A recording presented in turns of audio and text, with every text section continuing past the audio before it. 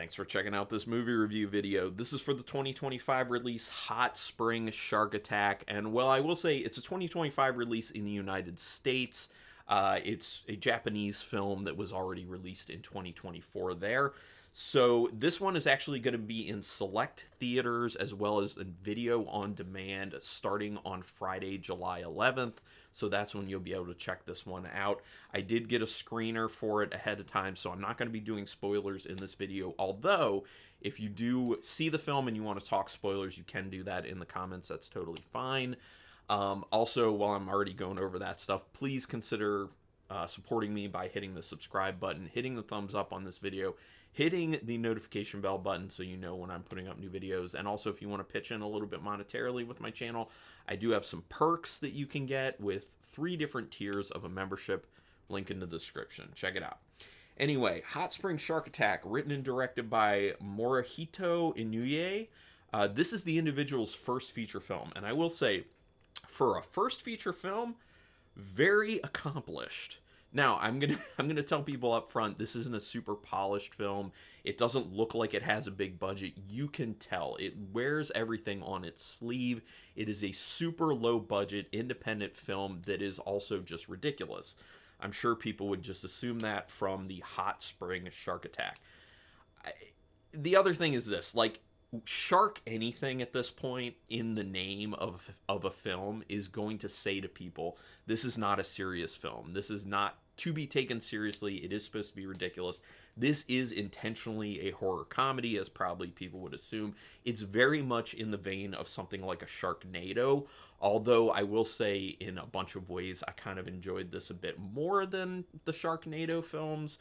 It's got its own kind of flavor to it, and also it helps a lot if you're familiar with the style and energy of some of these types of Japanese films, which I have seen a decent amount of them, and that kind of goes a lot to kind of the directing style, the cinematography style, how kind of frantic things end up being at times. So just kind of throwing that out there. But gonna give you the synopsis on this one. There isn't much of a synopsis to it, honestly. So there are these things called onsens in Japan, if people don't know, and they are like they take hot springs, like natural hot springs, and they kind of pipe that water into these kind of little tubs that people can go and rent. Sometimes they're included with like hotel rooms. Sometimes people are just going just to specifically rent those, and it's just like really nice, natural, warmed water. And they're supposed to be really excellent. I would love to go to Japan and experience one sometime. But anyway, it's called Hot Spring Shark Attack because hot spring is what onsen means. And so these people are going to these onsens, and sharks are somehow getting into the onsens while people are in them and chomping them.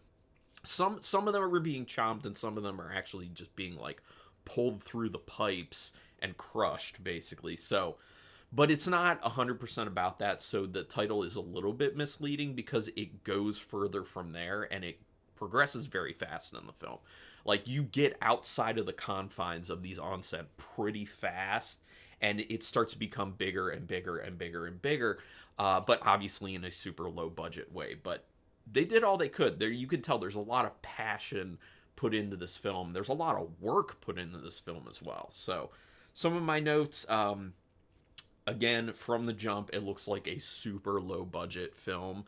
The acting also shows that as well. But here's the thing. With a lot of those kind of low-budget films, especially when it's going for a ridiculous comedy aspect to it, that plays into it. It's actually a strength for a film like this. And it is in this instance. The CGI and practical effects look bad, but in a fun, charming way. Again, it plays to the strength of this being a intentionally ridiculous, over-the-top horror comedy. I love, like, at first I was just like, oh man, that's CGI. Oh man, those practical effects. And then I started looking forward to seeing it again and seeing how ridiculous they could make it. Because as ridiculous as it looks in the beginning, it looks like progressively worse and more ridiculous at times and just like slapsticky. So I actually quite enjoyed that aspect of it. They don't shy away from showing it either. That's the other thing. It's not one of these films that's just like, oh, we know our practical effects don't look the best, and our puppets that we use for the sharks don't look the best, and our CGI doesn't look the best, so we're just going to kind of show it real quick and then get it off screen so people don't have a chance to focus on it. Oh no, they go full on with it, and I'm glad that they did, because like I said, it adds to the charm of this film. It adds to the comedy of the film. It obviously has strong Jaws elements, which pretty much every shark related film that's going to be coming out does, especially nowadays.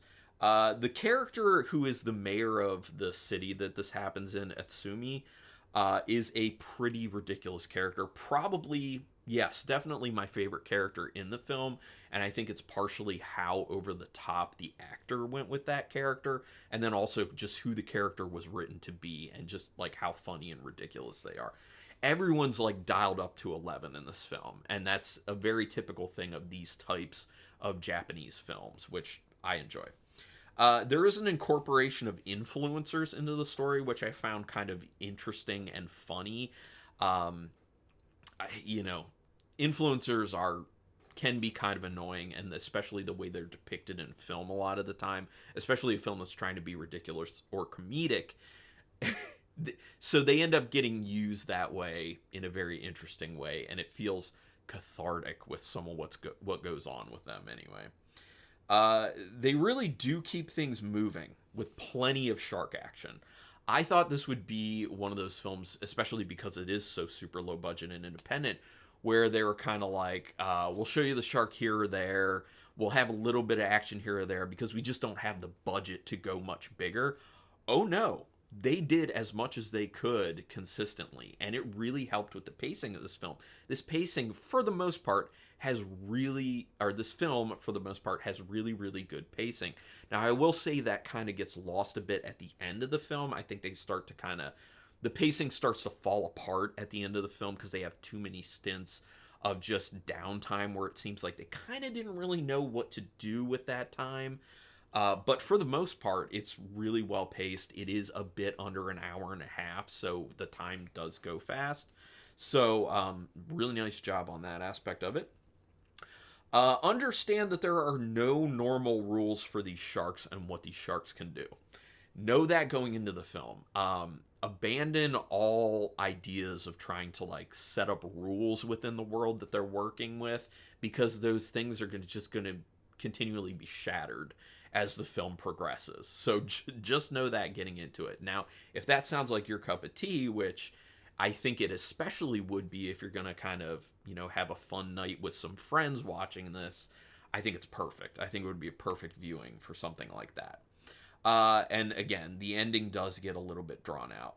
It feels heavily inspired by Sharknado, like I said, but I do think that in certain ways I like it more than Sharknado. There's certain things I liked about Sharknado a little bit more, but I think are more things I liked about this one than Sharknado. So overall, I did enjoy this film. It is pretty fun. It's ridiculous. It's over the top. So as an actual film in the pantheon of all films, I think this is like a 1-star movie, but as a so bad it's good film, which it obviously was intentionally made to be, I'd say it's a 3.5-star film. I do definitely recommend this one, especially if it sounds like it's your cup of tea. I think it will be your cup of tea. You just have to be fine with the ridiculousness and everything just being dialed up to 11 over the top. If you like those really crappy sci-fi channel movies from back in the day, I don't even know if they're still doing those, but if you like those, you'll probably like it. If you like the Sharknado stuff, you're definitely going to like it. If you like ridiculous Japanese comedies, you'll like it. So, yeah, check it out. And like I said, if you do check it out, let's talk about it in the comments. Regardless, thank you so much for taking your time to watch this. I appreciate it. And until next time, keep it brutal.